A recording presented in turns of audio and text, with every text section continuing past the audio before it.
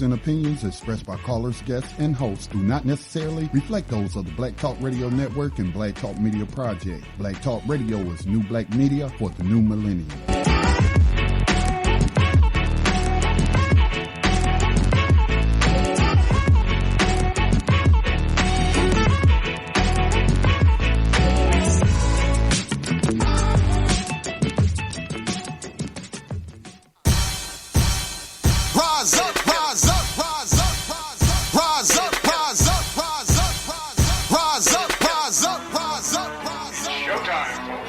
Lift your eyes up, let your wise rise up. See the signs of the times if it's time. Rise up, rise up.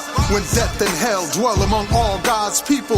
When those we chose and trusted have become completely corrupted and inherently evil. When the feast that feeds you starves our father's children. When snuff, porn, and pedo forms begin to get top billing. Rise up. When famine claims millions. When justice gives blind eyes to billions. When the Lord's anger is no longer feared. If his protection is gone and your enemies are near. If you've seen the seas spill over and the mountains shake, break, and fall. If the moon ever turns blood red and you can't see the sun at all. Rise up. No matter if the prize is high in the skies or deep. Peace and welcome to New Abolitionists Radio on the Black Talk Radio Network, a program that seeks to educate, inform, and agitate on the issue of 21st century legalized slavery. Hosted by social activist and spoken word poet Max Parthas, with New Abolitionist and actionist Johanna Laya, and Black Talk Media Project founder Scotty Reed. On this program, we discuss recent news on legalized 21st century slavery and human trafficking, along with projects and people who help combat it. Today is the June 28, 2017 broadcast of New Abolitionist Radio. We are 7 weeks away from the Millions for Prisoners Human Rights March on Washington, D.C., August 19th. It's push time. On this day in history, 1839, Joseph Kincaid, originally Shombe, the son of Amende King, along with several other Africans, is kidnapped and sold into slavery in Cuba. Kincaid and his companions will later carry out the famous successful revolt on the slave ship Amistad. Also on this day in 1964, the Organization for Afro-American Unity was founded in New York by Malcolm X. Our guest today will be Peter von Gotcher of Tulsa, Oklahoma. Peter is a member and organizer of the International Workers Organizing Committee, or IWOC. In the past few weeks, he has been the subject of a brutal assault, and he could use our help. Our abolitionist in profile will be provided by Scotty Reed. Our writer of the 21st Century Underground Railroad is Ladora Watkins, who was released from prison this month after serving 42 years for a crime he did not commit. In this segment, For Freedom's Sake, A History of Rebellion, we will be remembering the Amistad Slave Rebellion of 1839. Of course, we'll cover as many recent articles of news in regards to the abolitionist movement as time will allow. Be sure that you call in and join the conversation. If you'd like to do so, the number is 1-866-510-9025. You can chat with us and others by logging in at uberconference.com/Black Talk Radio Network. Once again, I'm Max Parthas. What's happening, Brother Scotty? Hey, what's going on, Max? How are you today? I'm good, man. You sound a little distant to me. Maybe it's me. I'm not sure. Okay, but you can hear me? Yes, sir. I can hear you. Okay, good. Pretty excited, good. Man. We got 7 weeks ahead of us before the march. I've got a full schedule of events coming up where, I'll be out there talking about it and doing other things in regards to the abolitionist movement. And I've got an invitation for you, Scotty. Oh, really? Yes, sir. I was asked to pass this invitation on. As you know, last year I participated in Chronic, which is the Carolina's Human Rights Organizing Committee. And this year they want to talk about media. And particularly they would ask if I would ask you if you'd be willing to participate this coming September in the South Carolina Chronic event. Okay, I will have to get the details of that event, the dates and times before I can commit to anything. Okay, I will get those to you ASAP. I just want to be, I had to be the messenger in order to ask you here on air. Yeah, I mean, it's just, you know my situation, Max. It's hard for me to really do a lot of traveling, being that I'm tied to this station, and not a whole lot of people on the station actually know how to engineer a radio program, so I'm pretty much have to be there for everybody. Well, I'm pretty sure it's going to be in North Carolina again this year, so it'll be hop, skip, and jump from you. And if we get the dates in order and you're able to go, Travel and I will come and grab you up again and bring you down. All so right. I'll forward that to you as soon as I get it. Okay. How has your week been, brother? Pretty much same old. Nothing spectacular has happened. I did get a letter from my best friend from high school who's been 20 years a slave on a North Carolina prison plantation. And he was telling me that he was reading Dr. Joyce DeGrue's book about post-traumatic slave syndrome. And, you know, a lot of these smart people, they be talking about slavery in past tense so much, man, and it's just aggravating to me at times. Not that I'm saying anything negative about them, except for, they are not paying attention to what the 13th Amendment said. I don't care what Ken Burns said. I don't care what Steven Spielberg said in his movie. I don't care what your history teacher told you in high school. They lied to you if they told you slavery was abolished in this country. And so I wrote up just a little quick letter to him telling him he needs to consider the fact, and he is an abolitionist. He does know about the 13th Amendment, but I guess, he's just reading his book and it just doesn't occur to him that in order for us to be in a post period, that means it has to be over. So like I told him, the term post-traumatic slave disorder or post-traumatic slavery syndrome wouldn't apply to you until you get out of prison slavery, brother, because you still experiencing that trauma every day. So it doesn't apply. You being stressed out. And if you get out, when you get out of slavery, your memories of slavery will not be genetic memory from ancestors from 2 or 3 generations ago, passing on their genetic memories. No, your memories will be fresh in your mind because you experienced them. So, just that happened. And, it just, again, we had to use the correct language. We had to stop talking about something in past tense that's ongoing right now. It can't be no post-slavery trauma when we still going through that trauma every day. So that's about the only thing, out of the ordinary that happened. I feel where you're coming from as a student of DeGruy's work, Dr. DeGruy's work. I love how she explains cognitive dissonance. I mean, she's right on point with that, even to the point where she talks about how it's represented right there at the Statue of Liberty and what's going on there in the representations.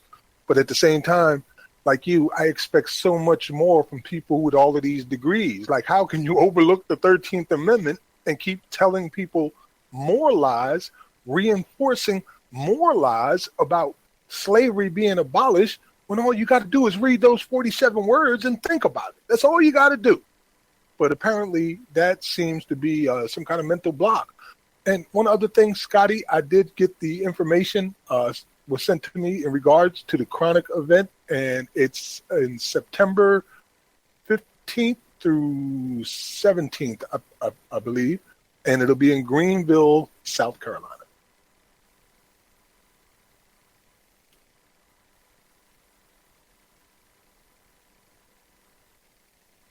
Yes, the date is September. I'm looking at the video that they sent me here. And yeah, I believe it's 15th. Got to scroll through it a little bit here. Yeah, we'll just look at that later, Max. I'll take a look at it. Okay, brother. Okay. Well, that's cool, man. I got a little bit of state hopping going on ahead of me, too. I'll be in Ohio on the 26th through the 30th, out there doing a panel discussion on the 13th Amendment and the film The 13th. And also, I've been invited to be a member of the South Carolina Revolutionary Party, which is a movement school for revolutionary actions. And they are having an event coming up July 22nd where I'll be talking about abolition and slavery in the modern-day United States of America and abroad. I'll put all of that on New Abolitionist Radio. If anybody's following our work and want to see us in person, you can always come by and check us out at these events. Got a friend coming on today, Scotty, Peter Von Gotcher. He's been a big supporter and an abolitionist comrade for quite a while now. I believe we met through IWOC, the International, the Incarcerated Workers of the World Organizing Committee. And he's out in Tulsa, Oklahoma. And for those that don't know, Tulsa, Oklahoma has a very deep history of racism and brutality. And apparently, our friend Peter has been the subject of some brutality out there just recently. I'm not familiar with this story, but I know he's in need of help right now. And I figured we have a conversation with him today about the general subject as well as about what we can do to help him out. Yeah, so, anytime you want to get started, I believe he's on the line now. Do you want to go ahead and get started? Unless there was anything else you want to add for the week that has passed, sure, we can. Yeah, I can't think of anything, man. I really can't, except for just trying to make sure that as much as possible, I remind people about the upcoming march on August the 19th in Washington, D.C., at Lafayette Park. Here's a quick thought before we bring Peter on. I know the march and rally was originally scheduled for the Washington Mall, and perhaps some of the speaker area might have been in front of Abraham Lincoln's memorial statue, right? And so when I heard that it had been moved to Lafayette Park across the White House, I was kind of like glad, because just having the specter of that hypocrite, all right, the man most responsible for the 13th Amendment, who, and I'm not saying he wasn't an abolitionist. I'm not saying that he did not think slavery was wrong, okay? But his racism is well documented, and the 13th Amendment speaks for itself, as well as his letters to what would later become Confederate congressmen. And so a lot of that again speaks to all of these things that's supporting this myth and this lie. And he's widely credited with abolishing slavery, signing that into law, and everybody washed their hands of the institution. Oh, we finished the job, and the job is far from being finished. And I know he knew, being that he was an attorney, he knew the impact that loophole was going to have, but it was more important, as he stated oftentimes before the Civil War and during the Civil War, his aim was to keep the Union together. And in order for him to bring these Confederates back in, if that means he had to make a concession to them to allow them to practice a new form of slavery, then that's what he did. I mean, it's not Scotty saying this. This is what the records say. So I was glad that it was being moved from the Washington Mall to Lafayette Park. That's all I got, Max. You're right, man. And one of the things that you just mentioned, there was an addition to that I'd like to add on to, is that we didn't even set up guards to protect it from coming back. Like, there was nobody who said, you better watch out, because if you don't kill this thing completely and utterly, it is such an all-encompassing demon that it'll grow right back. It'll come right back at the first opportunity. So when it did come back, nobody was there, minding the floor. It was nobody paying attention. And for 150 years, we lived through more slavery and human trafficking until somewhere in the early 2010s. And then things started to change and people started to wake up en masse again. So this time, let's make sure we leave some guards behind. With that being said, I'd like to introduce our audience to our brother here, Peter Von Gotcher, out of Tulsa, Oklahoma. Welcome to New Abolitionist Radio, brother. Hey, how are you doing? Can you hear me?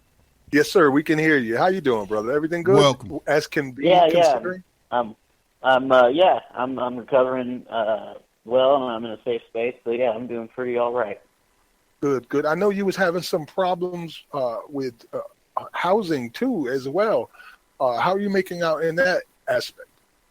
Well, it's still a struggle, but it's one of those things where I have to make a choice between medical issues and getting those addressed, and housing. So it's been a rough road, but I seem to be making progress. I have employment now, so I lost because of the ankle injury.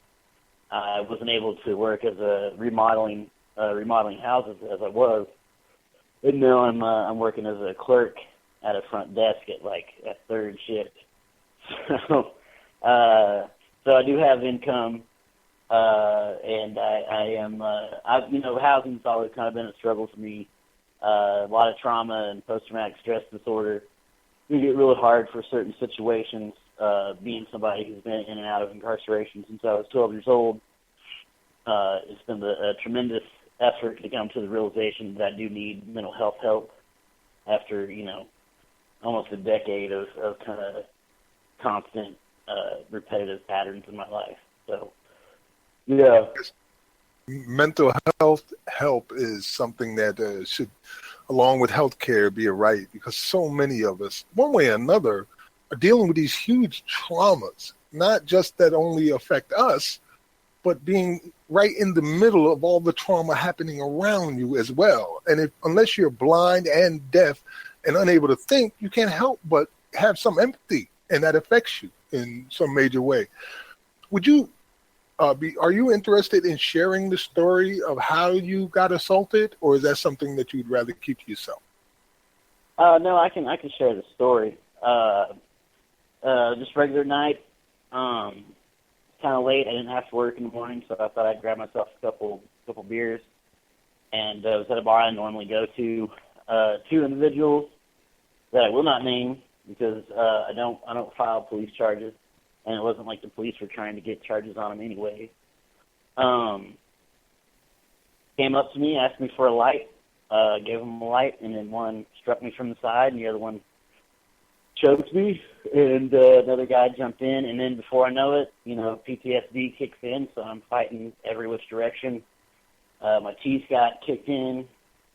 I fractured my ankle trying to get my stuff back that they took from me. These guys initiated the conversation with me by going, "N-words lives matter," right? You're the guy that likes "N-word lives matter." And so, I corrected them on that. But see, I've known these guys around. I've had issues with them before. I was alone. They took advantage. And now I'm paying the price for it. So this At the hospital, the police didn't even bother to, file any kind of reports or anything like that. They didn't bother even to look in the room or nothing.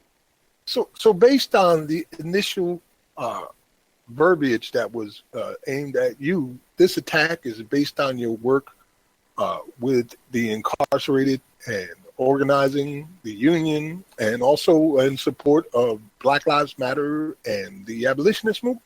Is that basically what we're saying? I wouldn't go that far. No one here really gets that deep into it, right? My work with the abolitionist movement makes me kind of an automatic, when police brutality is happening, it all fits together.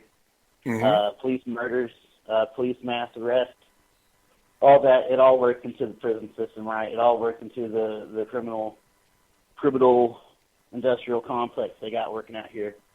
So, whenever injustices like that do get involved, I do go out and I do protest and march with those groups, and I do go to their meetings sometimes if I can. So working with IWOC has mainly been doing a lot of traveling and speaking and trying to organize groups and get people interested in working with prisoners, going on strike and that are stepping up to fight back on the inside.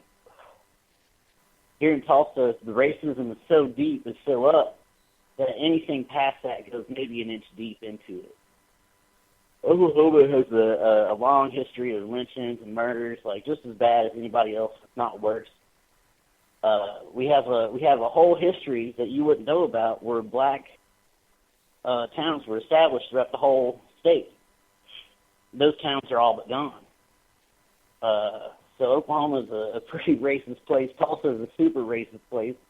They have the biggest massacre to cover up. So it's all pretty heavy, man. I mean, people that call themselves anti-racist have very racist views in this town. So it's hard to organize out here in Oklahoma without incurring some sort of backlash. And the more militant you are, the more backlash you will incur. Wow. Yeah, I understand. Certainly understand. It's all connected. And anytime you're talking against any of that, it's seen as a threat to the establishment, in particular to the police, who are now closing up ranks and fighting back against us in ways that are just mind-boggling when they should be really reconsidering their positions.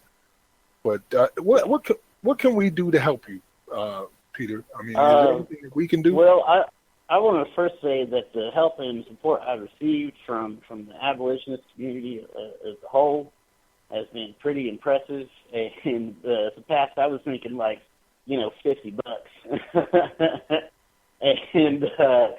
And I've gotten a lot of support nationally, and even from international sources that are involved in, all the way to Poland, to Bulgaria, to Germany, and the UK. In Mexico. Wow. There's prisoners fighting all across the world, and so I always support them, so they really stepped up and supported me. Right now, as far as my being active, as active as I was, probably not for a little bit, but we are developing things here in Oklahoma locally, so I don't have to travel, and I can focus on building stuff up here, because there are 70,000 prisoners in Oklahoma in a state of 4 million people. Wow. 70,000. Yep. Good God.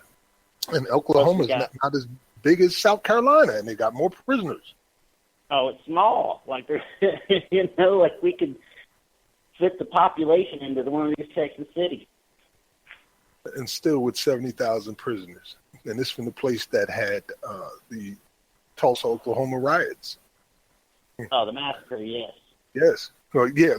Forgive me for using the word riots. You're right. The massacre, because it wasn't a riot. It was a damn massacre. It was the only time in U.S. history that we know of that actually airplanes were bombing U.S. cities. And this coming from the white supremacists in the Tulsa, Oklahoma community.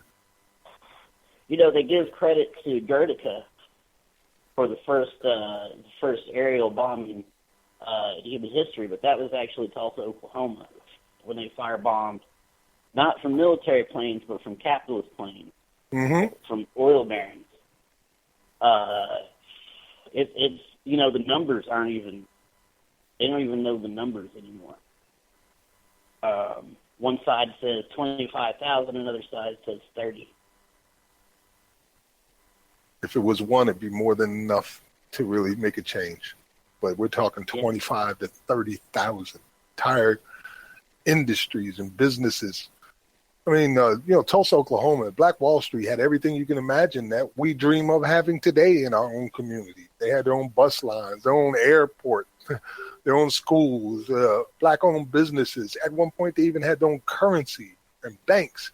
And it was really what we were all aspiring to achieve. And all it took was just some crazy-ass white folks, white supremacists, to decide that it would all burn down. Yep, one white woman. That's what it was.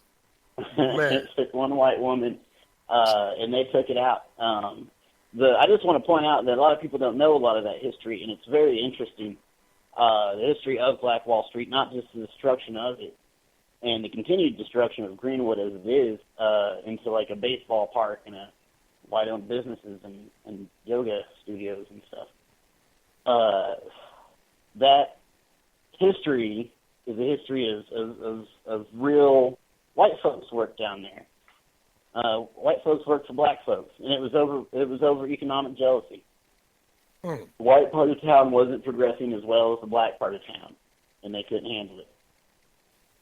There was a group that defended the area called the African Blood Brotherhood. If you ever get a chance to do any research on them, it's pretty interesting.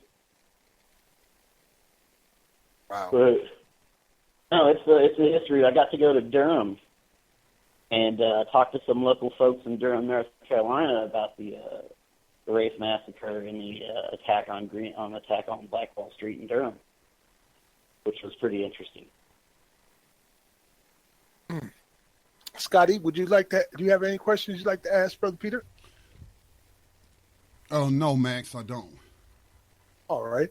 Well, tell me a little bit about your work in IWOC and the achievements that you've managed to make collectively as an organization these past few years, which I would call nothing less than stupendous. I mean, you've organized prison workers, got them to be members of a union, helped in the organizing of a prison labor work strike that literally had tens of thousands of people participating in as many as 24 different states.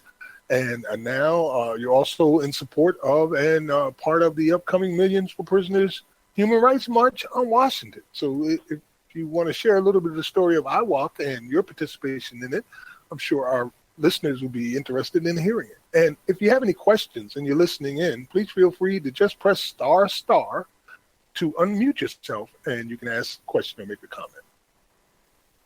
Well, my involvement with IWOC started probably about 2 years ago. It was with I was a member of a union called the IWOC, which is a union for all workers. It's been around for years, started by Lucy Parsons, co-founded it, and it's been a revolutionary union and probably the last surviving revolutionary union from the 1920s in the United States, and has even expanded to other countries like the UK, where it has a strong presence there too. And UK has also been organizing its own chapters of IWOC, so the movement has spread to the United Kingdom and the prisons in England. And so it's been quite a journey watching this blow up from state to state. We were inspired mostly by FAM. The Free Alabama movement. That's right. Was a major part of that. And we got permission from the union to get prisoners unionized. If they're in prison, they have a right to be a member of the union without paying dues. And that's still, even though they don't pay dues and they're in the prison system, they're still entitled to the benefits of an injury to one worker is an injury to all workers. And the IWW has always had a model of fighting wage slavery, and we see this as a great injustice to workers, to a giant workforce in America. An unorganized workforce of almost 2.3 million people. I think that number's grown since I've heard it last. So the idea was to get those prisoners organized and start using their labor as their weapon. Who runs the prisons? The prisoners do. IWOC is got a lot of ex-prisoner leadership, which I respect and appreciate as an ex-prisoner. I was worried that, it's like, oh man, a bunch of old hippie activists are going to start organizing prisoners, like they're going to get them killed. So I was convinced by another fellow worker who was also a prisoner who had kind of helped found the thing.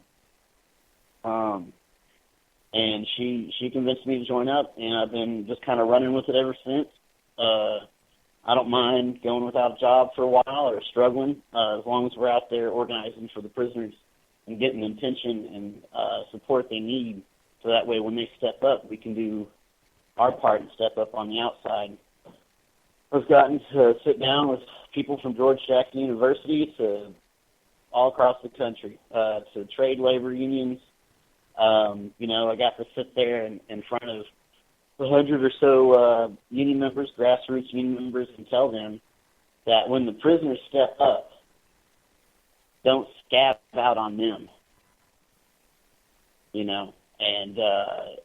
letting them know that whenever the prisoners stop working, you should probably stop working with them. It's important that the labor movement sees these prisoners as something that is taking their job, that is destroying their unions through insourcing the slave jobs to these prisoners. And I think there was something I saw on the internet said convict leasing for slavery. Slaves were an investment where the convicts just get another one. And, convincing people that it's just that easy anymore in the United States. Once you're in prison, you're locked in. You're a part of it some way or another. And so getting the unions, getting all the people to get behind these prisoners so that way they can win, give them the best chance of fighting back. And we see this as a path to abolition. As a student of fractal geometry and chaos theory, I love how you presented that, because we witness all of that here from New Abolitionist Radio. Just as the Free Alabama movement inspired IWOC, they also were an inspiration to us, and we have been in communication with them over the years and helped them to better understand the 13th Amendment, which they took under advisement and began to really focus on it. So to watch all of these different parts come together, inspiring each other to do something, is a beautiful thing. And I suspect that it's going to grow much larger than it is now after the August 19th event. And God forbid we actually have disclosure hearings where Congress will, talk about and investigate the 13th Amendment and its effects that it has had on this nation. I think the entire world will be up in arms at that point. So yeah, it's definitely a beautiful thing to see. Is there anything else you would like to add this evening, Peter, to the conversation, or you want to point out? No. IWOC just had our last conference, and, there's been a lot of things that we've struggled with as an organization, but, I'm very proud to be a part of a union and a part of an organization that's led by ex-prisoners and prisoners on the inside that can still continue to keep this fight going, because this is a protracted battle, and it's very much important to keep fighting no matter what. Yes, sir. It is certainly important to keep fighting, because for the first time in a very long time, we have an end in sight. There is an end game. We can see a light on the horizon other than just constant struggle. And that's mainly because of the courageous acts of people like yourself and IWOC and other organizations and groups that have decided that they will no longer remain silent, and they've gotten their priorities in order, and they want to knock this system down that is really controlled by white supremacy and is extremely oppressive, not only to people of color, but to everybody around them. So thank you for your work and your dedication, Peter. And if you ever need us, brother, we're just phone call away. You know what I mean? Right on, man. Solidarity. Thank you, everybody for all their support, and keep up the good fight. One more question, brother. Oh, go ahead. If somebody wants to support IWOC in any way, whether it be through funding, donations, assistance, volunteering, letter writing, is there any way that they can contact and offer their services? Yes, there's a new webpage, and it's you can find it through the IWW.org webpage, and we have all sorts of information. We're the incarcerated workers of the world, and we're a part of the industrial workers of the world. And so, awesome. Yes, we have all kinds of benefits. And if anybody wants to join, there's all kinds of benefits for IWOC people. You don't have to be a member of the union to get involved in IWOC work. Solidarity. God bless. Thank you guys for everything. Have a good week, and let's win the strike. Indeed, brother. You go ahead and get some rest. I hear you yawning, and that third shift must be killing you while you're in pain as much as you are. So God bless. And have a great night and get you some rest, brother. All right, be safe, Peter. Peace. Later. Thank you. So there you have it, our brother Peter Von Gotcher out in Tulsa, Oklahoma, discussing IWOC, the history of Tulsa, Oklahoma, Black Wall Street, and the organizational aspects of what's happening now as a collective in this fight against modern day slavery and human trafficking, whether it be behind bars or on the street. Any comments, Scotty? No, except I appreciate the work that they do on behalf of prisoners, and it is much needed. These are workers. These people are working for some of the major corporations in the world, and their labor is being taken advantage of. And, you know, of course, it's slavery. And I just don't understand why other unions have not gotten involved. Of course, we know the police union and the prison guard union support slavery, but what about these other unions as they are being replaced by machines? Like that was a subject today on Tanya Free and Friends about all of these retail stores laying off cashiers and these grocery stores replacing cashiers and other workers. Then I read an article in the Silicon Valley. You know, there is a company that's working to replace all of the McDonald's workers, you know, from the cashier to the person who makes the hamburgers or the biscuits in the morning or whatnot. And I'm just thinking to myself, you know, what's going to happen to all those displaced workers? Yeah, you fighting for 15 now, but in 15 years, your job, your industry may totally be done by robots. And then where you think they got a place for you? They got a place for you on their prison plantation. So you would think more unions would recognize this and be involved, but sad to say, you know, some of the bigger big name unions out there like the the auto workers unions, they got several of those, UAW and the other ones. I don't see why they're not involved in opposing 21st century slavery, because it threatens their jobs as well. And it certainly does. You know, this free labor that the United States and other nations abroad have suddenly been tapping into in record numbers is nothing more than slavery and human trafficking. We're talking about people who are working for 11 cents an hour, or if they get anything at all, fighting forest fires, like literally risking their lives. And in the past 2 years, a couple of prisoners have died fighting forest fires for $1 or $2 a day, while there's supervisors who are actual forest fighters are probably making closer to $100,000 a year. And we talked about that before, where we were wondering what kind of burial would these people have who have given their lives to protect others. Will they get a prisoner's burial? Will the family just have to bury them? Or will they be treated like the heroic firefighters that they were? And I'm curious at how their funerals ended up and what happened to their families afterwards. Was there any compensation given to their families, or are they just disposable people? Of course, you know, not, $1 man. a day, going out there and fight a fire. And if you die, one dies, get another.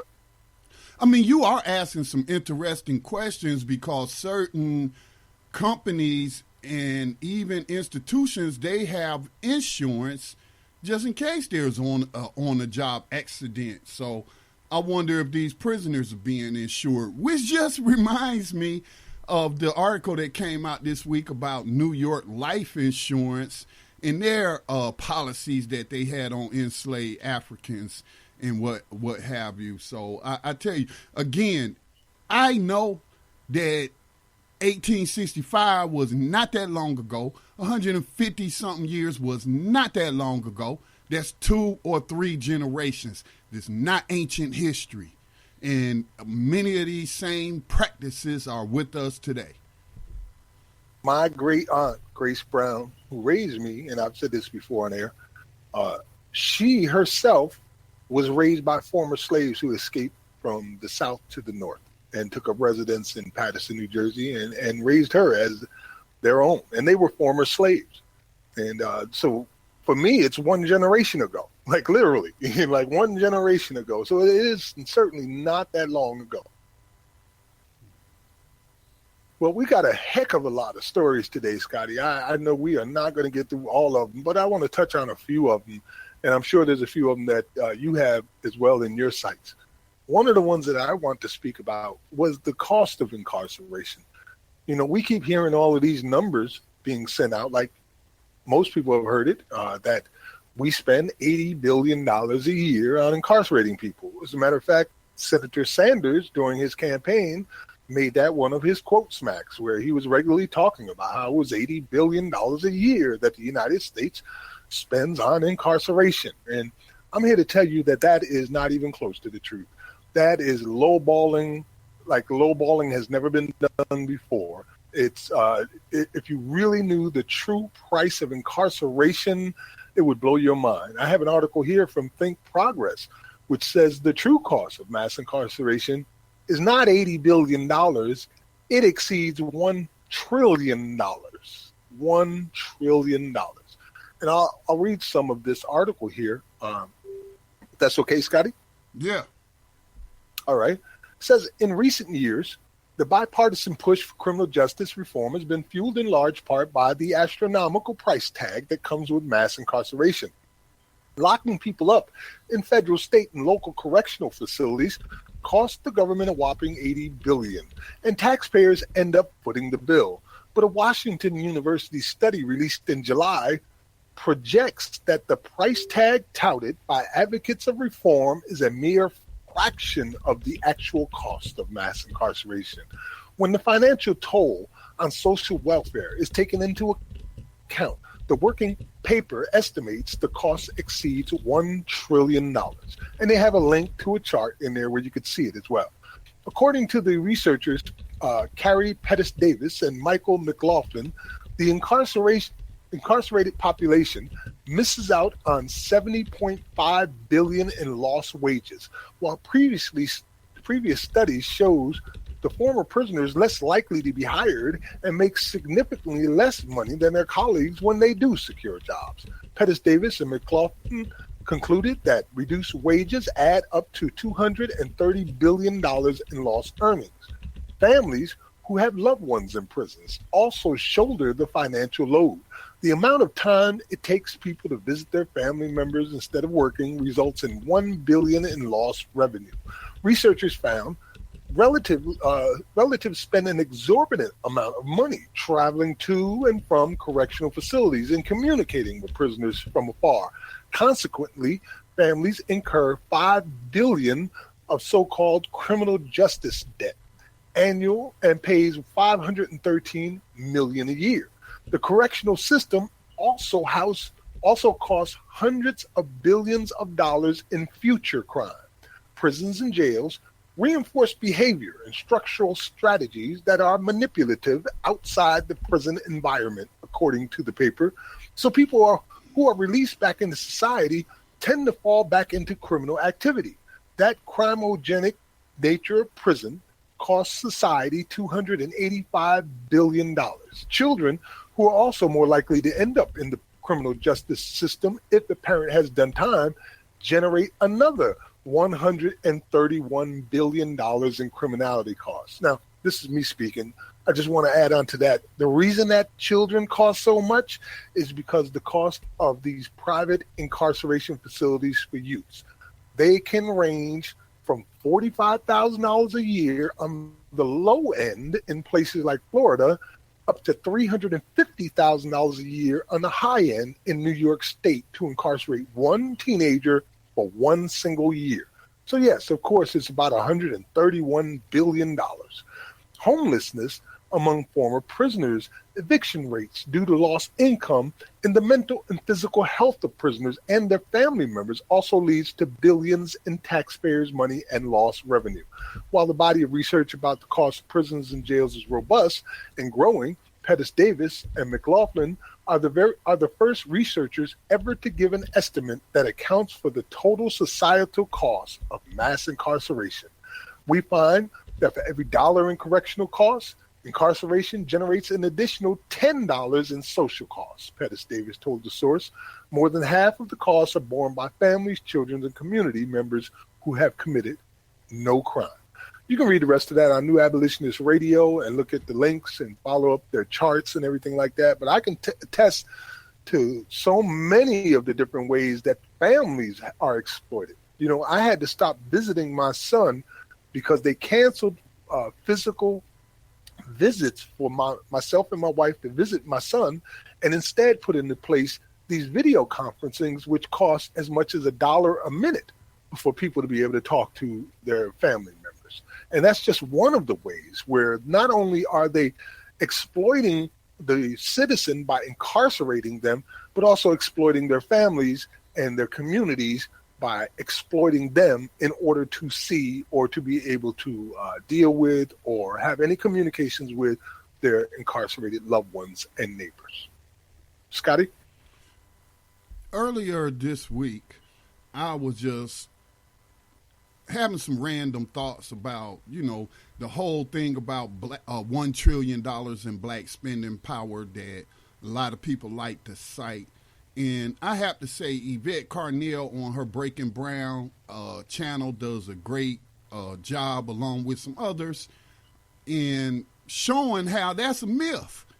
And I'm sitting here, and I started wondering, and it has me wondering again today, since you mentioned this article about the true cost, how much of that $1 trillion in so-called spending power is being spent on services connected to modern day slavery and human trafficking, like attorney fees, like probation fees, phone calls, like you just mentioned, sending them some extra money so that they can purchase real food from the canteen, as opposed to that roach infested, rat doo-doo infested slop that many of these prisons are being served from some of those private contractors. So I wonder if anybody has ever looked at that and broke down that so-called $1 trillion in spending power annually, and how much of that is going into, the modern day slavers' pockets, whatever industry, they are in that's connected.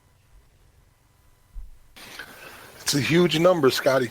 We're not talking about no small industry. We're talking about an industry that has collectively embedded itself into every aspect of our society as we know it today. You can rarely or barely go out and buy anything or do anything or participate in anything that doesn't in some way, shape, or form connect itself to modern day slavery and human trafficking.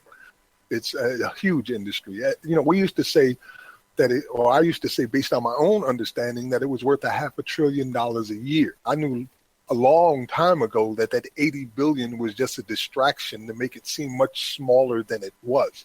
It is far from $80 billion.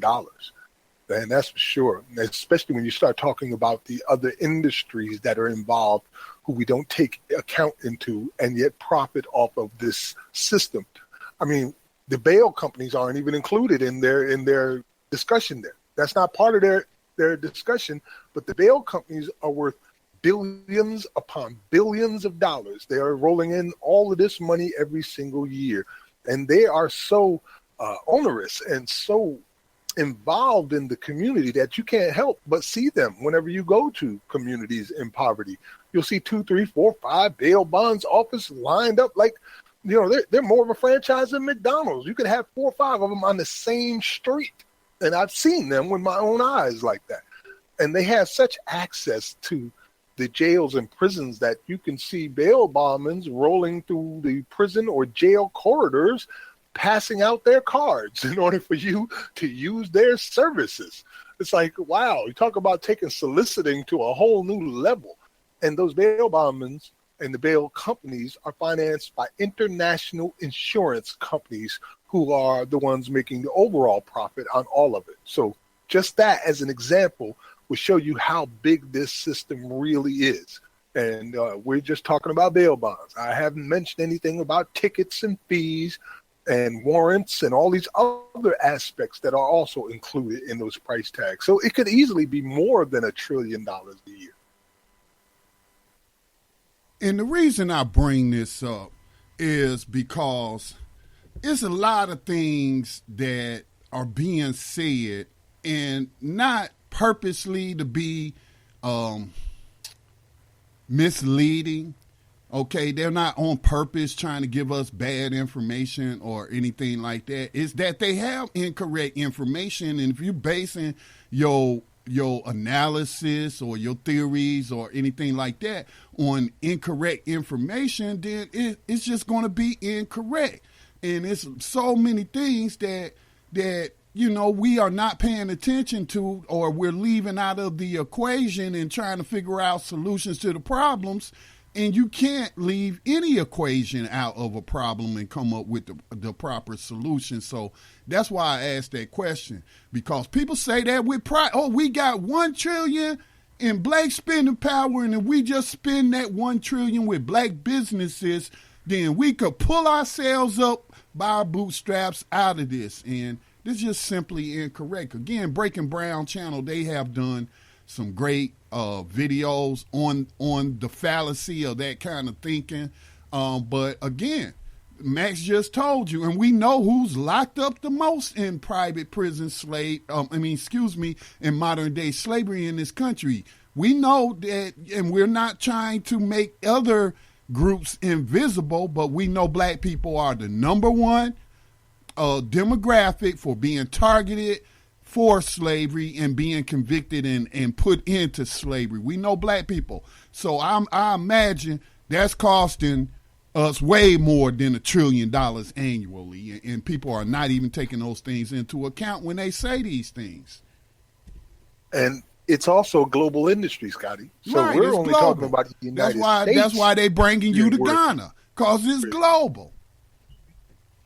Yep. And that right there, Max, that right there, when I hear people, well, all we got to do is just leave the USA and go to Africa and everything could be all right. We're going to have to work hard and all that. But at least we'll escape racism, white supremacy. Then you get over there in Africa and you find out that, hell, the DEA got offices in Africa and prosecuting the drug war, the illegal drug war in Africa. And that, if you want a job in Africa, chances are, the largest employer is going to be you working as a prison guard or overseer, enslaving other Africans. So again, we have to include every variable in the problem when we're trying to come up with these solutions, and ignoring any element is only going to lead to flawed so-called solutions.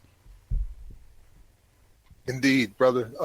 Let me give a shout out real quick to Cali Today Muirhead, and who made it possible for us to be able to go to Ghana now. So there's no question we're going to be able to make it there. Just the only thing might be stopping us is if we have any issues with our passports or anything like that. But yeah, shout out to the brothers who made it possible for us to be able to get out there. You mentioned how we can't escape by going to Africa. In Africa right now, they're very proud of the fact that across the entire continent, the largest employer is a private prison company. The largest private employer on the entire continent of Africa is a prison company. So we have exported our version of slavery all the way back to Africa and beyond. Mm. Well, I guess all right, we Scotty. got time yes, for sir? a couple of stories. It's two stories I want to share, Max.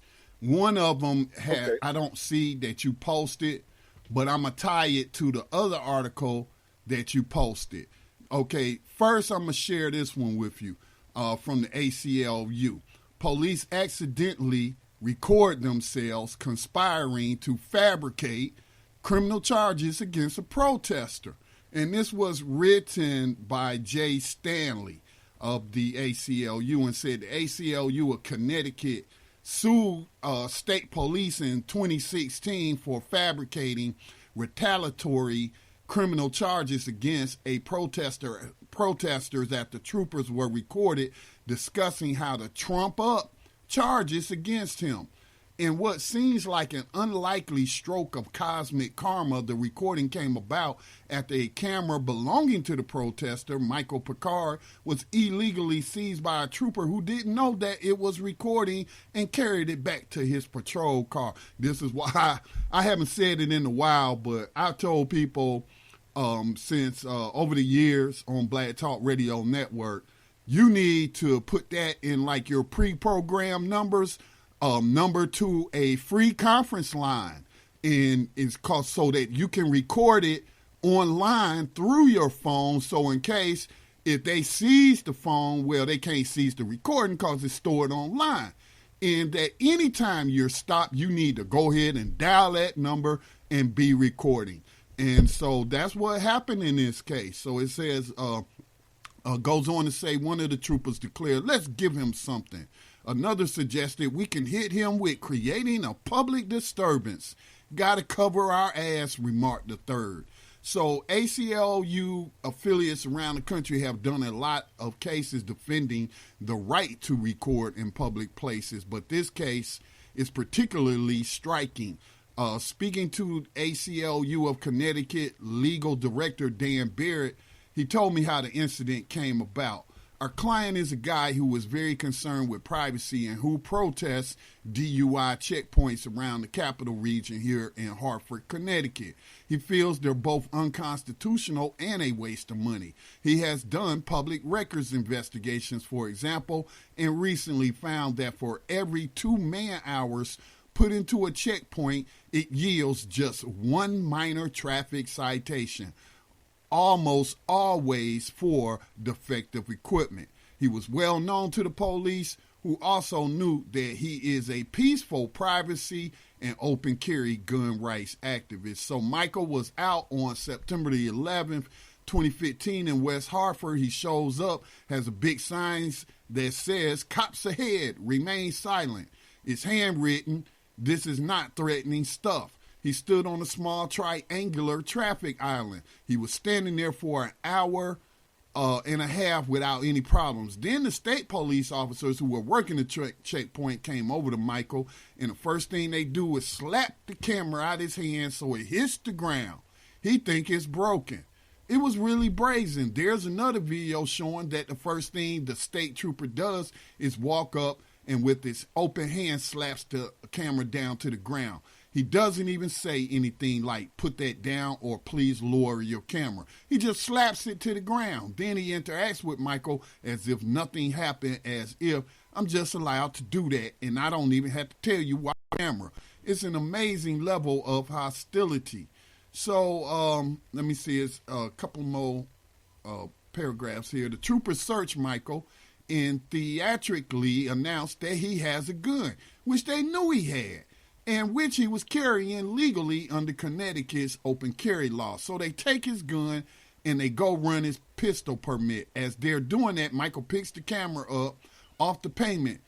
It's a nice SLR that can also record video. He picks it up and tries to turn it on as one of the cops walks back over, and that's where the video starts. The cop announces that taking my picture is illegal. Michael debates with him a little because he's very knowledgeable about the law and the First Amendment. And the end result is that the trooper snatches the camera, walks away, and puts it on top of the cruiser without realizing that it's working and it's recording video. This is the point which the trooper's accidental self-surveillance begins. And so it's pretty long article. I'm not going to read the rest of it, but I wanted to read that one to you first, in case you didn't catch the BTR commentary for today, because I haven't published it on BTR, but it airs first on Tanya Free and Friends show. So if you didn't hear my BTR news commentary for today, it was on the fact that 3 additional police officers have been charged in the murder of Laquan McDonald, the high school graduate in Chicago, who was shot down like a dog in the street by Jason Van Dyke, a Chicago police officer. And these 3 other officers all were not on the scene. One of them was an investigator, you know, and now you know why people say, oh, the police investigated themselves and found they did nothing wrong. All right, so one of the investigators all collaborated. It was 3 cops charged with conspiracy to cover it up, corruption in public office, and a number of other charges were handed down in this indictment that was obtained by the special prosecutor in the case. These aren't like rookie cops or any. These are cops with 20, 30 years on the force. In fact, they probably worked with John Burge when he was still running around the Chicago streets, former Chicago police commander who was torturing young black men into confessing to crimes they did not commit. They probably, knew him personally.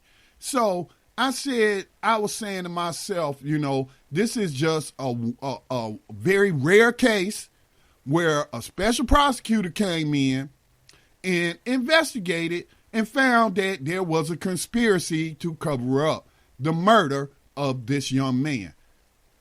I bet you this happens far more than what they're willing to admit, but more than we realize. This happens all the time. These aren't isolated incidents. They make up crimes all the time, make up charges all the time. It's called stacking charges on you. The DA will be involved in that too.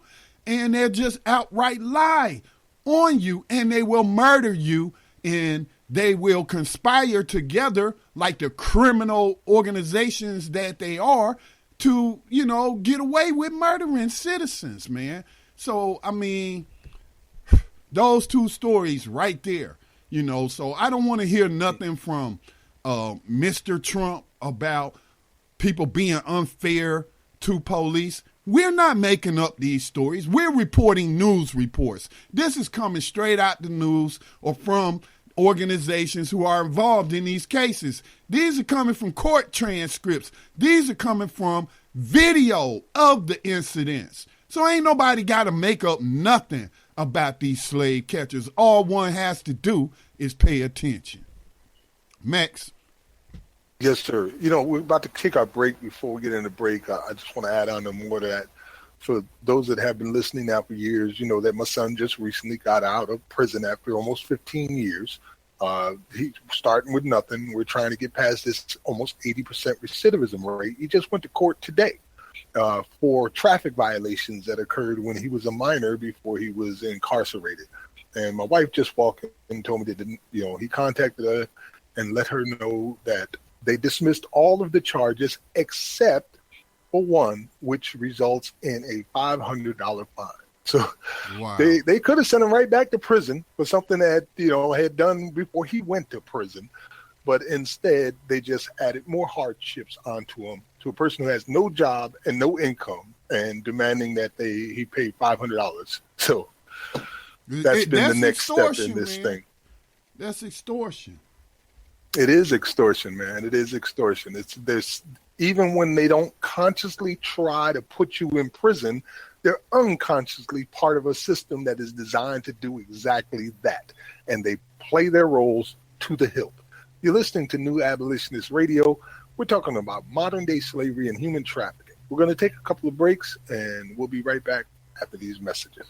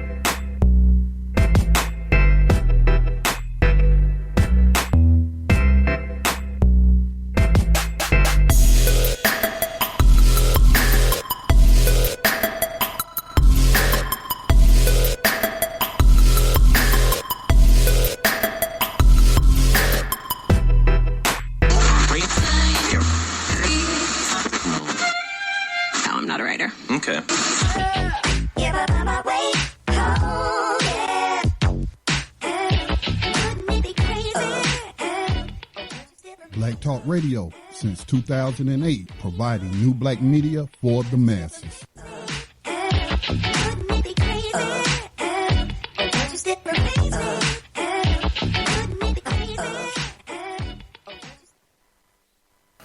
Peace and welcome back to New Abolitionist Radio.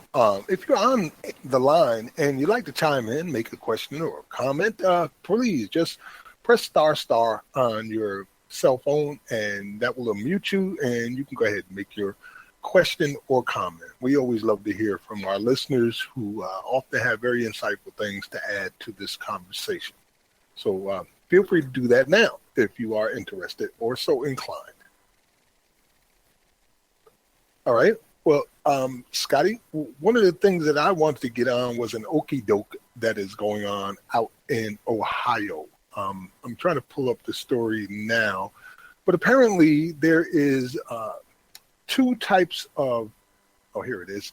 There's two types of articles going out, and it's the same old social media okie doke that they always try to pull on us to make it look like they're actually doing something about incarceration and giving us false hope, when all the while they know they have already planned on what to do. In a news article that came from the dispatch.com, it says that a proposed sweeping rewrite of Ohio's criminal laws includes a provision that would allow the state to release hundreds of low-level nonviolent inmates when the prison population hits 47,000. The state prison population last week stood at 50,093, 3,093 above that threshold.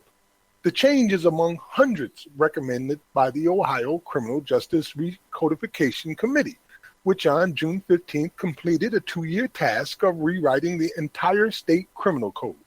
The result is a 4,017-page bill submitted to the General Assembly. The committee composed of judges, legislators, prosecutors, law enforcement officials, and others. I guess prisoners are the and others, but I doubt it. They don't never put their voices into these conversations. But anyway, it was voted 18-2 to recommend the overhaul. Other changes include the return of a version of bad time for inmates who misbehave in prison, reduced add-on sentences for crimes committed while in possession of a gun, expanded opportunities for offenders to obtain drug treatment in lieu of prison, and an increase in the theft amount that triggers a felony charge to $2,500. Now, I'm not going to read that whole article. My purpose in just pointing it out was giving that what they're doing is they're giving people hope. They're saying, look, we have an opportunity like California had. Our prisons are overflowing to the brim with bodies. And we know in this particular case, considering Ohio's disparaging incarceration rates of black and white are filled with black and brown bodies. But at the same time, they never have any intention of letting any of those men or women go. They just don't. And they know it because that is way too much money. I can't quote the exact amount, but we did the math here on New Abolitionist Radio when they had to release 4,400 prisoners. And it was in the hundreds of millions of dollars a year in income. They're not going to give that up. And here's the other article that I want to read to you, which came in from my Dayton News, my Dayton Daily News, and it tells you what their actual intentions already are. Columbus, Ohio's overcrowded and costly prisons have stymied state officials for years, but Department of Rehabilitation and Corrections Director Gary Moore says he has a plan to keep 4,000 offenders out of state prison, and it'll save money.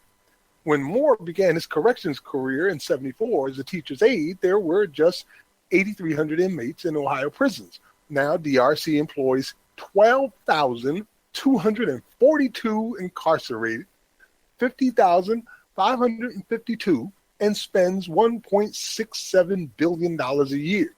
Moore, who has led DRC since January 2011, has pushed reform, but the changes so far have failed to move the numbers south. Now, Moore is advancing a plan embedded in Governor John Kasic's budget proposal that will pay counties to keep low-level nonviolent felons out of state prisons. The program, which would be voluntary, would pay counties $23 per day per inmate not sent to state prison. It costs DRC an average of $67.84 to incarcerate an inmate for a day. Counties would use the money for enhanced supervision, electronic monitoring, drug treatment, or other sanitations and remedies deemed appropriate by judges handling the criminal cases. What I'm going to try to do over my last budget here is to try to reform, try to make a big difference, and not just tinker, Moore said. So apparently, instead of actually just releasing innocent people who are in there for nonviolent, drug-related, or debtors' crimes.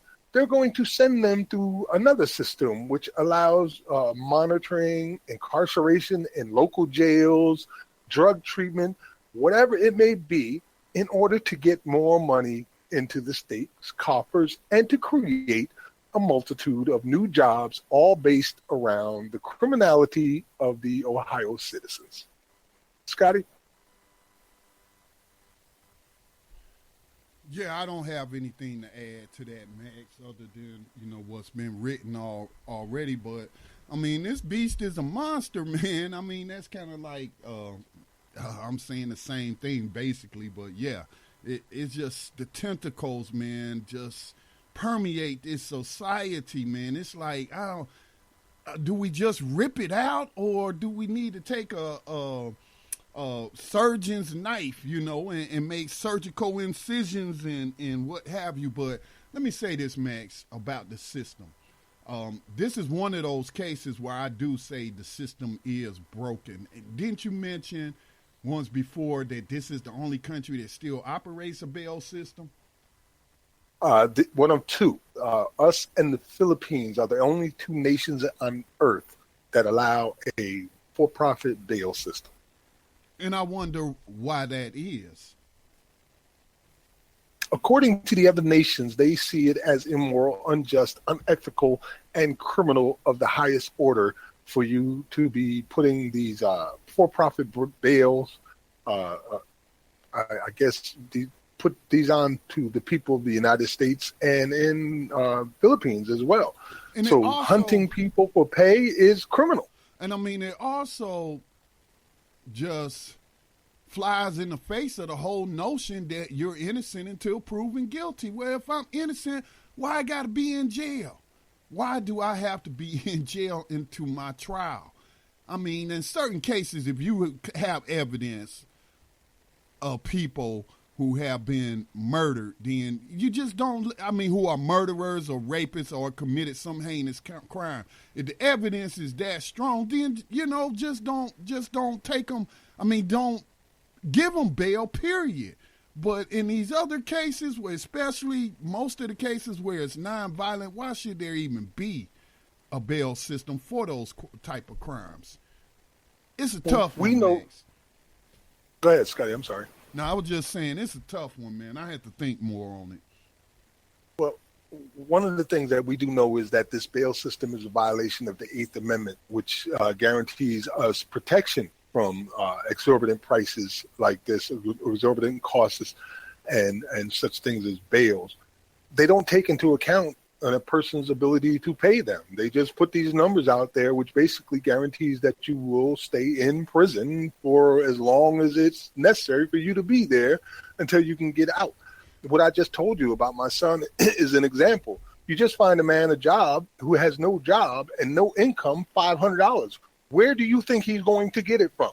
Like, really, where do you think he's going to get it from? The same thing applies to the homeless population. When you start finding homeless population for things that they do on the outside, you're urinating in the street, that's a $250 fine. Well, I'm homeless. Where do you think I'm going to get the money? So what happens is people unable to pay these bills sit and rot in these jails for years and years and years. Khalif Browder spent 3 years in one, but we talked about a gentleman last week who spent 35 years in prison without ever receiving a trial and without being able to get out. One of the stories that we have today is where a brother has spent a number of years in prison, not knowing that, or in jail, not knowing that he could have got out for a $1 bail. Nobody ever told him that he had a $1 bail. Hey, another Max, story is, yes? Yeah, and just again to point out that this is a global system of slavery, I had read a week and a half ago about a man had spent years in a prison in Haiti, in a jail. He had not been convicted of a crime, and they put him in prison. It wasn't no jail. It wasn't described as no jail. He was trying to figure out every day, why am I here? What crime did I commit? Where's my trial? They kept this man in that prison for years, man. He finally escaped, and then they lock him up for escaping prison. Still ain't tell him what he was there for in the first place.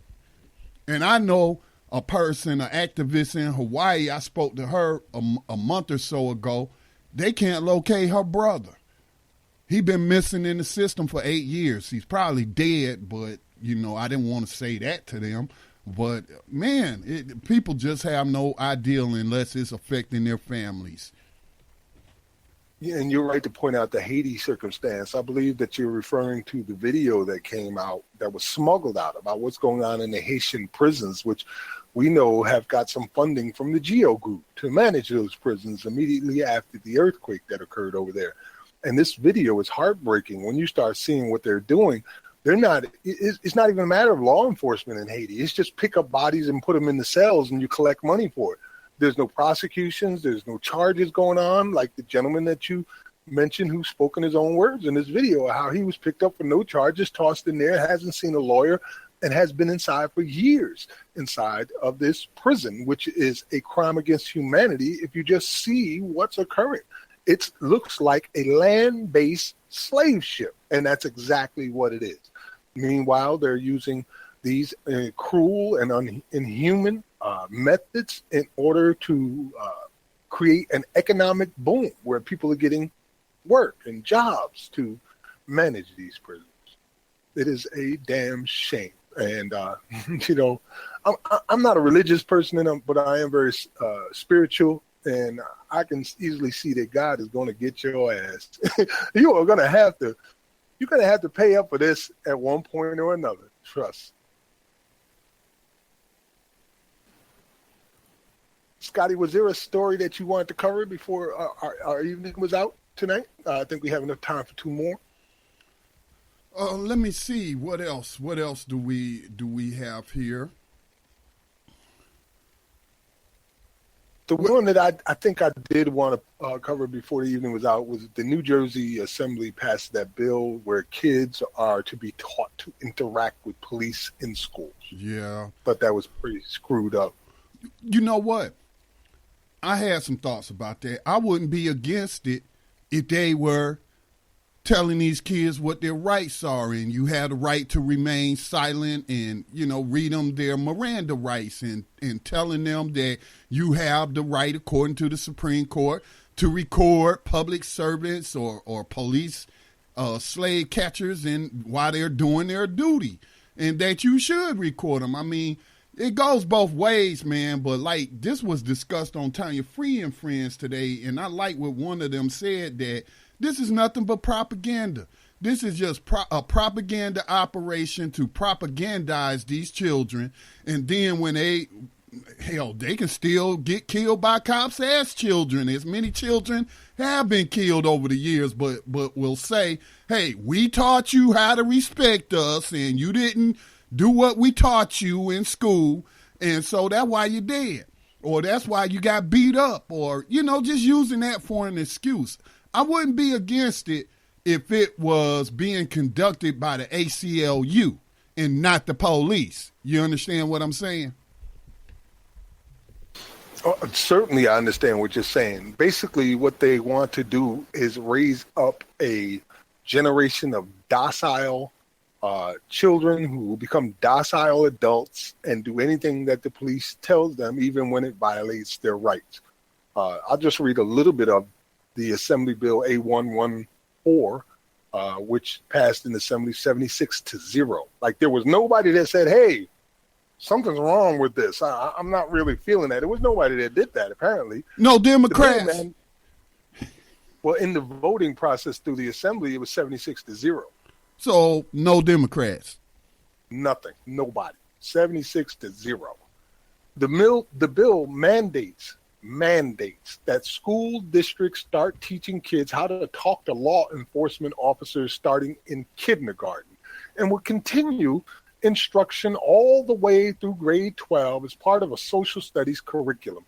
If it becomes law, the program will begin in the state's schools starting next year. When the legislation was first introduced in the 2016 session, critics said it appeared to place the onus for police interactions largely on kids. mandating only that children be taught the role and responsibility of law enforcement officials in providing for public safety and an individual's responsibility to comply with a directive from a law enforcement official. And I have to wonder, Scotty, how would this have saved Tamir Rice's life? How would it have saved his life? It didn't save Philando Castile. Ayanna Jones's life. It didn't. You know, and I don't see it. It didn't save Philando Castile. Show him that video. Yeah, show him that video of him talking nice to that officer, and then even after he gets gunned down, how his girlfriend talked to that officer, and none of that mattered. So, man, it seems to me that, as I said, this is a step towards indoctrination, further indoctrination, and to create a society that does not question authority, even when authority is absolutely wrong. Exactly. Mm-hmm. Well, that was the one I wanted to go over. Anything from your end, Scotty? Yeah, I do got a story about Core Civic, formerly known as Correction Corporation of America. I'm gonna have to start circulate. I'm gonna have to make a new meme, as they got a new board members, but I had a couple of memes I had made showing you their faces, showing you their other businesses that they might have owned and what have you. But one name that always stands out on the list to me, Max, do I have to give you a clue as to who this person is? Thurgood Marshall Jr. Thurgood Marshall Jr. Damn shame. I tell you, the son of the first black Supreme Court justice, a civil rights icon, his son is involved in modern day slavery and human trafficking. All right. So yeah, they just voted. Core Civic did, and they elected a new board. And many other people are still on the board that have been on there since the Bush administration. So that's something that people go. It has all their names. Let me just give you a couple of names. The chairman of the board is Mark A. Imkes. He's been on the board since 2014. He became chairman of the board in 2016. You know him from until 2013 when he retired. He was the Commissioner of Finance and Administration for the state of Tennessee. He spent 33 years with the tire powerhouse Bridgestone Americas, where he served as CEO from 2004 until his retirement in 2010. Donna M. Alvarado on the board since 2003. She was once Deputy Assistant Secretary of Defense at the U.S. Department of Defense. She also served as counsel for Immigration and Refugee Policy Subcommittee of the U.S. Senate Committee of the Judiciary and a staff member of the U.S. House of Representatives Select Committee on Narcotics Abuse and Control. All right, she also had begun her own international business consulting firm, Aguila International. Robert J. Dennis. He's been on the board since 2013. Doesn't look like he held a government job, but he was chairman, president, and CEO at Genesco, a corporation of apparel companies that includes Journeys, Dockers, and Leagues, among others, under its umbrella. I wonder how much prison slave labor they're using to sew them clothes. Damon Henniger, I believe is how you pronounce it. He's been on the board since 2009. He was named president and CEO in August of that year. He has held a government job, no, but he's had a long history with CCA, where he began as a correctional officer in 1992 at the Leavenworth Detention Center in Kansas. Over 20 years later, that same facility will become the subject of a really rough Inspector General investigation, specifically in relation to its USMS contract. By 2000, he worked his way to vice president, business analysis, was appointed president, and CEO, chief operating officer in July 2008. and again joining Core Civic, formerly CCA, in 2009. Stacy Hilton, she's been on the board. She's new, 2016. She, you might know her from an Obama-era investigation into whatever the hell the U.S. Marshals were up to. In a previous life, she spent most of her professional life in the employ of the U.S. Marshals Service. She began with the U.S. Marshals Service in 1980, was appointed by Bush 43 to serve at the Federal Detention Trustee, an office established in 2001 and charged with overseeing all federal detention operations. She became head of U.S. Marshal Service in 2011 via appointment by President Obama.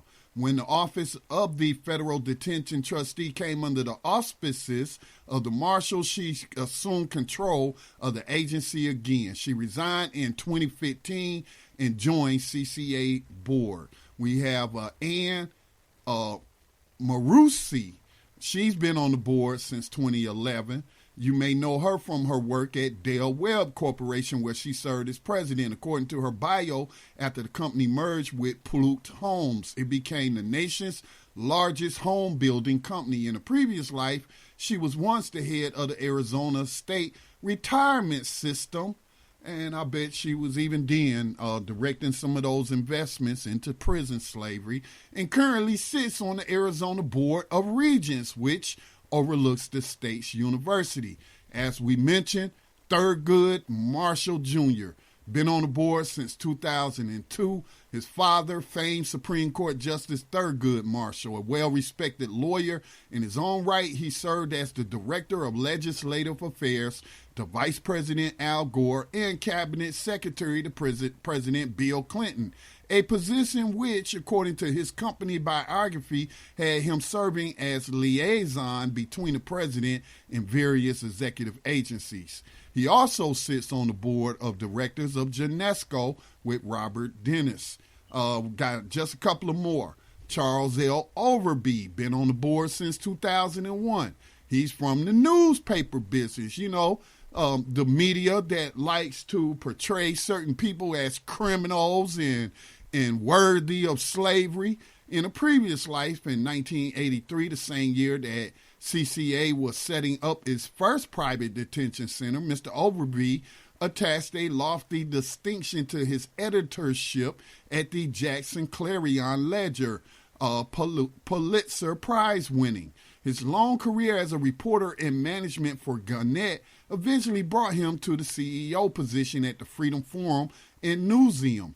According to his company biography, once upon a time he also acted as press assistant to Senator John Stennis of Mississippi, then the chairman of the Senate Armed Services Committee, and as special assistant for administration to Tennessee Governor Lamar Alexander, who has been a senator from the state of Tennessee since 2003. I think we got one more. Last but not least, John R. Pran Jr. He's been on the board since 2001.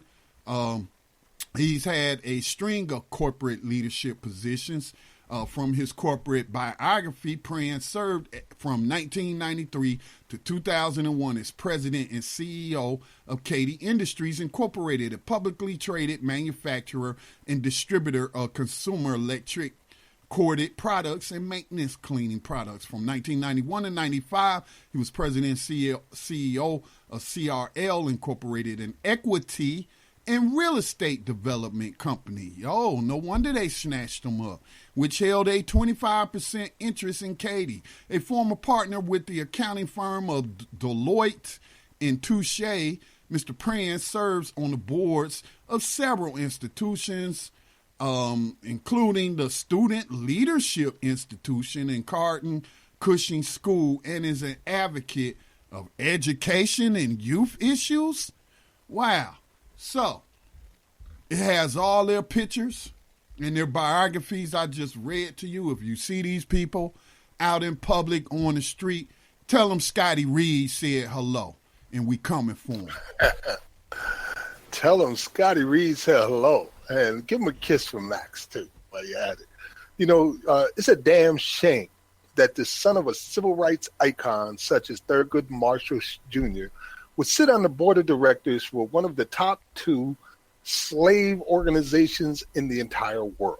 And I'm proud to say that we are part of the reason that Core Civic is no longer called CCA, because we have exposed them along with the efforts of many others and with the help of Senator Sanders as the criminal industry that they are, to the point where that they felt it was absolutely necessary for them to change their name and their image.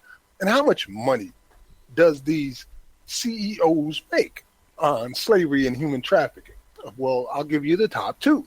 Damon T. Henniger is the chief executive officer at Core Civic, and he made $3 million in total compensation salary.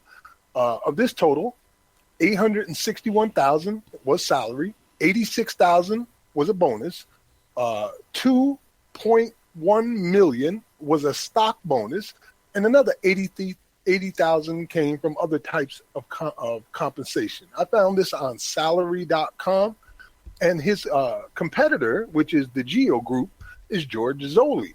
And if you see George Zoley out in Florida, tell him Max said hi. As a chairman of the board, CEO, and founder at Geo Group Incorporated, George C. Zoley made $5 million in total compensation. Of this total, $1 million is salary, $2 million is a bonus. Wow, he made more in a bonus than he did in salary.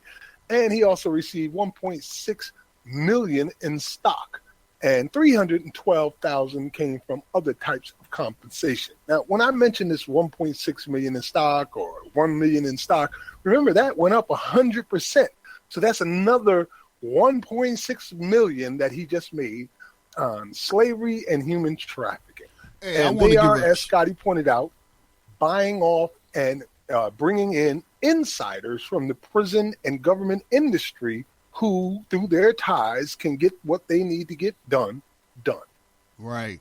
And shout out to Kanye West, too, because it wasn't long after he came out with that track, New Slaves, where he mentioned CCA, that they changed their name to Core Civic. So he's one of those entertainers that, used his platform to point out that slavery was never abolished. Thank you, Kanye. Yes, indeed, Kanye West, man. And, we're not getting any help from the any party on this. Not really. I mean, they are going wherever they feel that the best dollar bill is available for them. We just got some news from our longtime listener, and the brother, his name, I can't, I'm having a brain fart here. When I come back, I'm going to tell you what he said, and it was Otis Griffin gave us some information from the Democratic Party and where they're going with their efforts now. We're going to take our break, and when we come back, I'll tell you about it.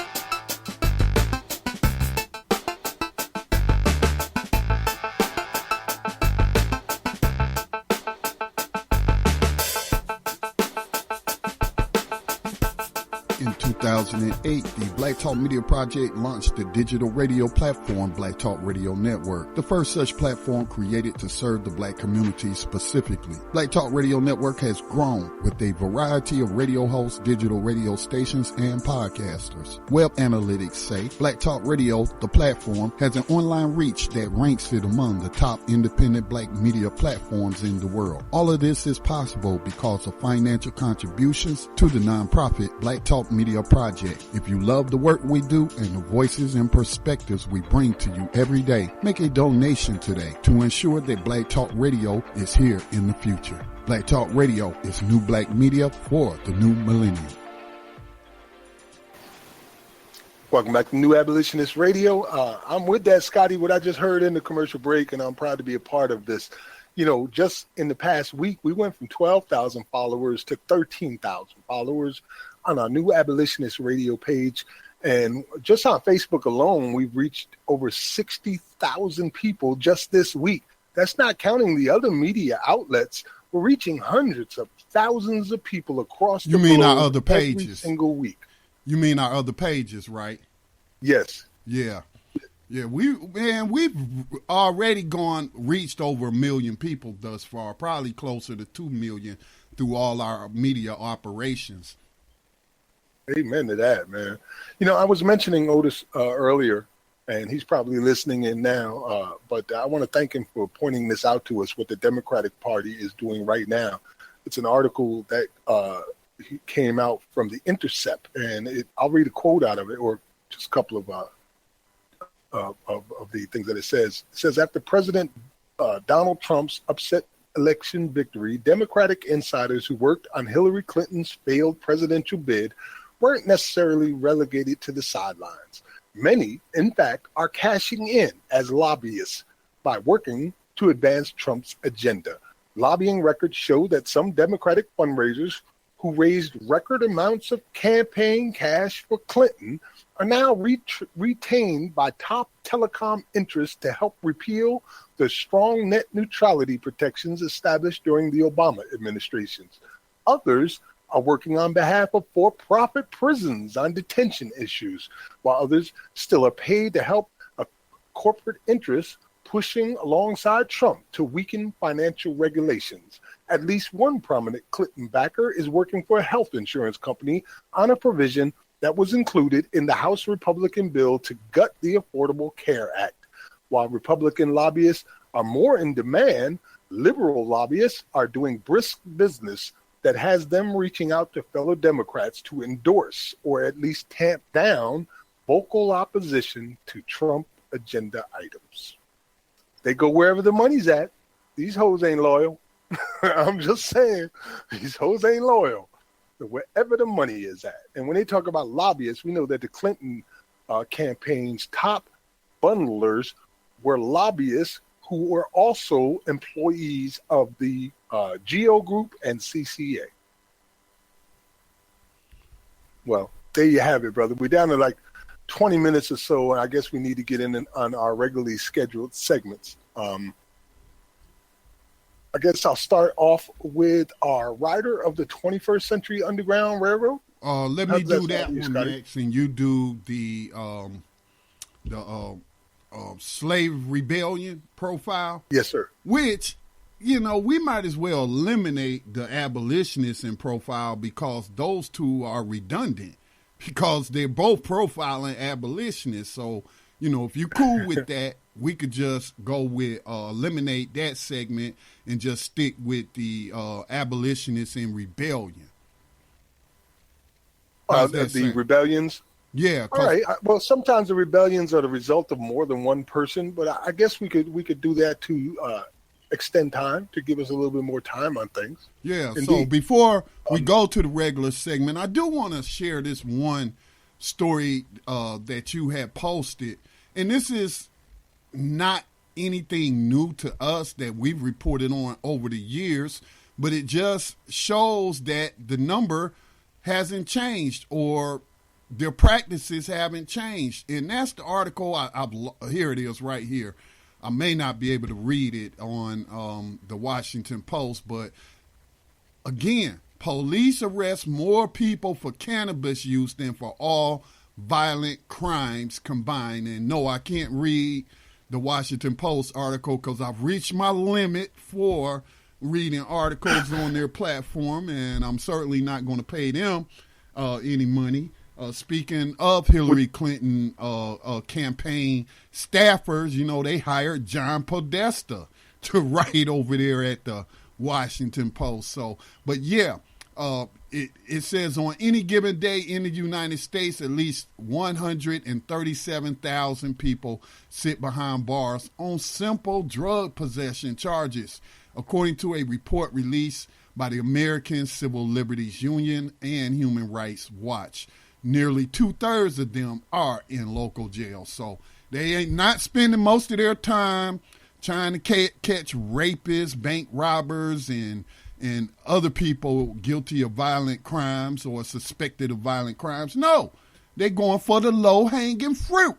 Let's just go ahead and snatch up these people on simple drug possession. So there you go. You're right, Scotty. And the title says it all. Police arrest more people for marijuana use than for all violent crimes combined. And then you wonder why these prisons and jails are filled to overflowing. Indeed. Well, our rider of the 21st Century Underground Railroad today is from the mlive.com, Detroit. And it says, the Wayne County Prosecutor's Office has agreed to dismiss all charges against the 61-year-old Detroit man who's been locked up for 42 years based on potentially faulty hair analysis evidence. The Western Michigan University Cooley Law School Innocence Project was able to successfully argue that Ladora Watkins deserves a new trial because hair comparison evidence used against Watkins does not meet today's scientific and legal standards. The WMU Cooley Innocence Project said in a statement Thursday, Watkins was released today after serving 42 years for robbery and murder he did not commit, and is the longest serving inmate to be exonerated in Michigan, the WMU Cooley Innocence Project says, based on the National Registry of Exonerations. The Wayne County Prosecutor's Office hasn't proclaimed Watkins' innocence, a spokeswoman and assistant prosecutor, Maria Miller, issued this statement. After investigating the case, the prosecution agreed with the defense that the trial testimony regarding hair analysis given in 1976 was flawed evidence under the 2016 revised FBI standards for hair comparison, finding that there is insufficient evidence for a retrial. Today, the Wayne County Prosecutor's Office dismissed the case against Ladora Watkins. And we here at New Abolitionist Radio would like to say, welcome to freedom, Brother Ladora Watkins, and God bless in your future endeavors. Welcome 42 damn years. You know, we've talked about this before and shared articles about these hair analyses that the FBI has admitted was wrong in 95% of the cases that they were used in. 95%.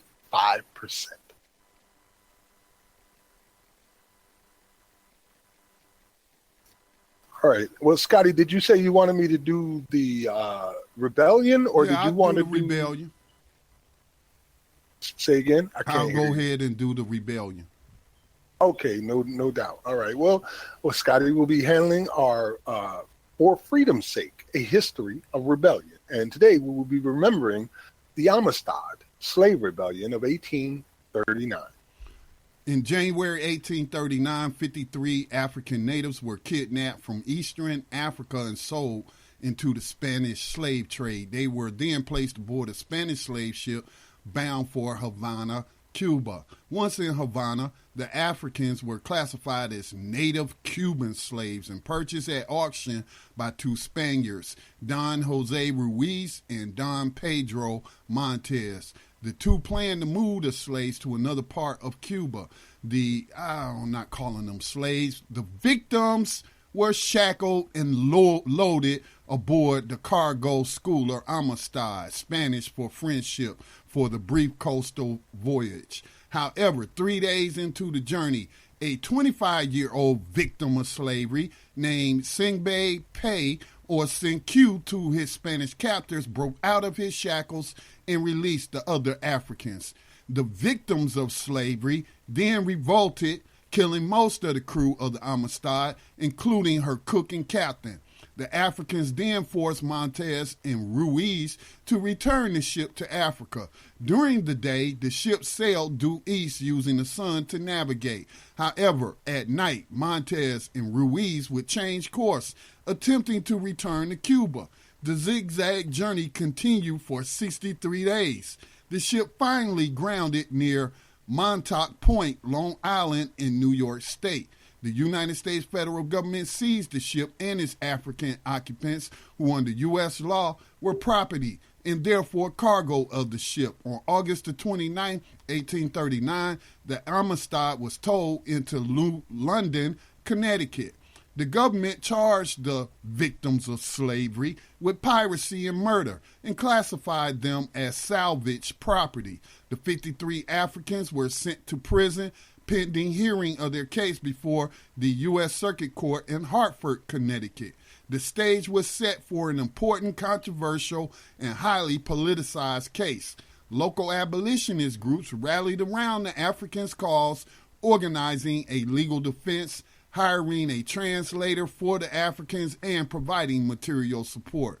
Meanwhile, the Spanish government pressured the U.S. President Martin Van Buren to return the victims of slavery to Spain without trial. Let me see. The first homicide case after 60 days at sea. No, that's just repeating it. Yeah, Max, it's just too much to read here. But okay, I think you grabbed the long version rather than the short one we had up there. But it's all good, brother. We are recognizing tonight. Well, Max, let me read this part.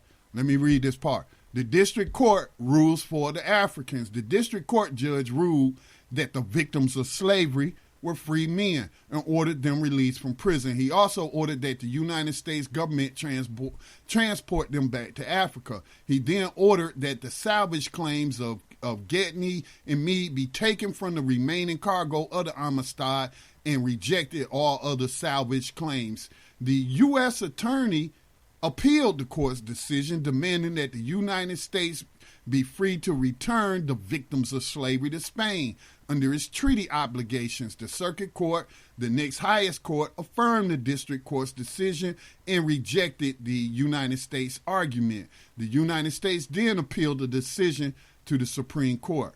The United States argued that its treaty with Spain required it to return ships and property seized by U.S. government vessels to their Spanish owners. The Supreme Court called the case peculiar and embarrassing.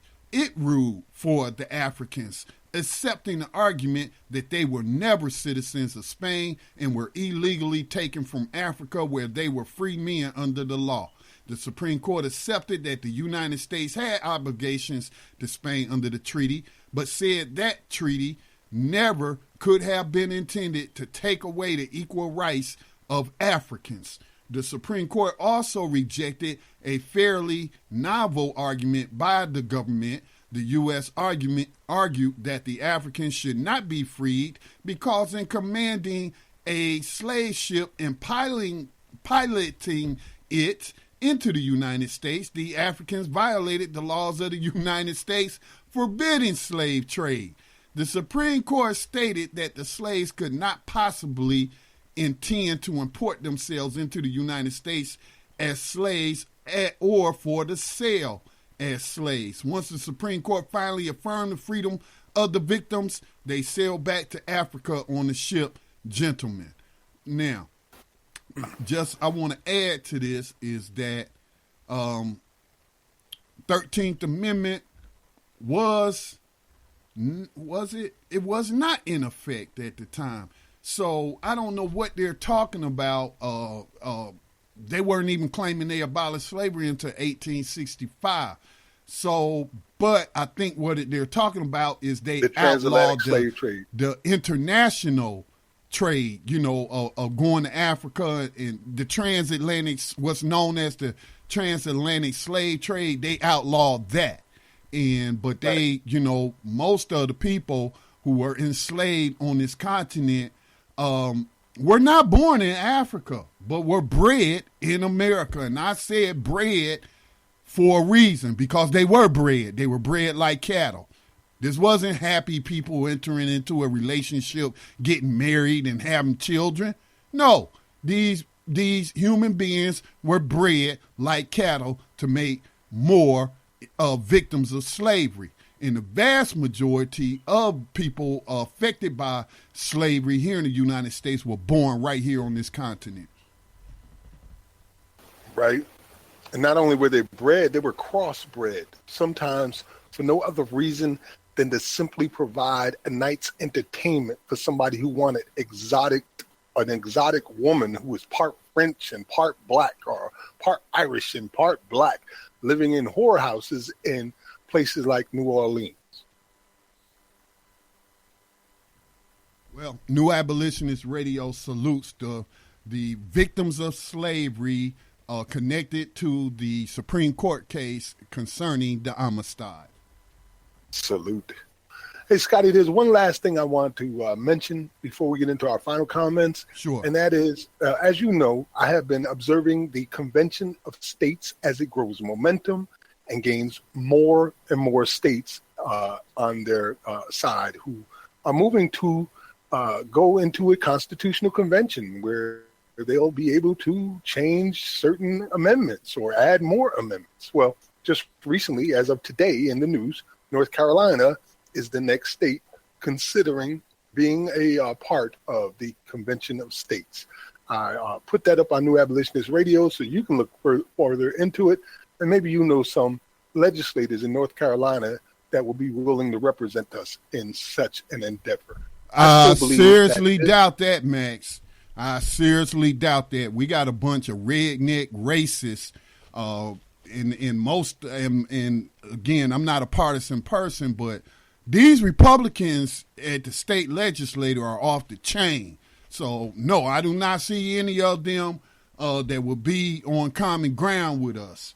It won't hurt for me to reach out and mention it to the senator and the state representative over this particular district I live in. But I'm telling you, Max, these people are off the chain here, man. Well, they have the backing of Senator Norman Sanderson out of North Carolina. And what you just mentioned is my biggest concern, that this movement to rewrite the Constitution is being led and populated by racist Tea Party members, Republican parties, hardcore racists and white supremacists. There are no minority faces in representation at all in any of this. So that is a huge problem that could lead to terrible consequences for us as a nation. But on the other hand, it is a great opportunity, if we can finally get involved in this, to become a part of a convention of states in order to push our agenda of removing the exception clause from the 13th Amendment and finally ending slavery. It's certainly worth monitoring for those who are interested in being a part of real change. Well, that's all I wanted to mention, Scotty. We're coming up on the last few minutes of our program. Was there anything in particular that you want to cover, or any final comments that you want to add? Yeah, I'm going to keep it short. We only got a few minutes left. End slavery. That's it. End slavery. Slavery was never abolished. The 13th Amendment says it in plain English. Read it if you doubt what I say. You know, I had somebody leave a comment on one of my YouTube videos about Colin Kaepernick, and you know, that was when he tweeted out the picture of the slave catcher's badge and his reaction to them letting the killer of Philando Castile go, that slave catcher. And so this person made a comment saying, at no point during our lifetime has anybody ever been enslaved. And I'm like, okay, you can argue with me all day long if you so choose, but you can't argue with that 13th Amendment. That's the supreme law of the land. So it ain't that Scotty's telling you that slavery was never abolished. It is the Constitution that's telling you slavery was never abolished. And so some people want to feign ignorance because guess what? They don't want to abolish slavery. So if you want to abolish slavery, we hope that you become a part of this movement, and we hope that you will meet up with other abolitionists in Washington, D.C. on August the 19th across the street from the White House from noon to 5 o'clock p.m. in Lafayette Park. Hope to see you there. Same sentiments for me, Scotty. For those that are not really aware of the monumental weight of what's about to occur, we are about to have the largest gathering of slavery abolitionists ever recorded in the history of the United States. That gives you a clue about how serious this is. Well, here's my final comments. Some call our vision of abolition unreasonable, unrealistic, but from our perspective, You're the people being unreasonable and unrealistic. This is a fact. You can't legislate or regulate hate. There is no law you can write that will end the fallacy known as white supremacy. No municipal codes that will end racism. You are talking about what's in somebody's heart. It's about as realistic as thinking you can legislate love. Fact. You can legislate an end to legalize slavery. That is, as long as another exception clause isn't slid in by slavery supporters. You can take out the clause from the 13th Amendment, ban for-profit prison industries from the U.S., divest as a nation from their stocks, remove and repeal widespread oppressive laws and codes, and free innocent people from bondage and restore communities to health. You can retrain people for new industries and services that don't hinge upon how many people are locked in cages or walk in shackles, on how many people and communities have been reduced to abject poverty. White supremacy is an idea. Slavery is a constitutional codified fact of our existence. The former can't exist without the latter. So you tell me which one of us is being unreasonable.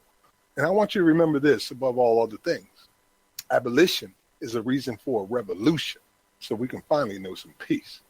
Peace. Rise up, rise up, rise up, rise up, rise up, rise up, rise up, rise up, rise up, rise up. Showtime. Just lift your eyes up. Let your wise rise up. See the signs of the times if it's time. Rise up, rise up. When death and hell dwell among all God's people. When those we chose and trusted have become completely corrupted and inherently evil. When the feast that feeds you starves our father's children. When snuff, porn, and pedo forms begin to get top billing. Rise up. When famine claims millions. When justice gives blind eyes to billions. When the Lord's anger is no longer feared. If his protection is gone and your enemies are near.